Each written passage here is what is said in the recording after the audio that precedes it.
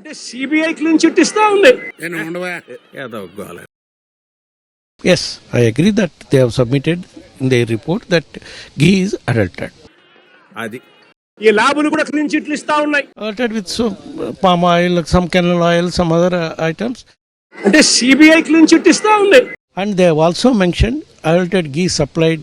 ఎటువంటి తప్పు జరగలేదు అని వీళ్ళ పేర్లు కూడా చార్జ్ షీట్ లో పెట్టకుండా Adulterated ghee supplied because of so many people's involvement and some officers' involvement, some third persons' involvement in the. All those people were named and charge sheeted also. భగవంతుని మీద పగ పెట్టుకున్నవాడు ఎవడైనా సరే, 7 కొండల వాడి మీద పగ పెట్టుకున్నాడు ఎవరైనా సరే, మట్టి కరిచిపోతారు. చేసిన తప్పులు క్షమాపణ వేడుకోండి.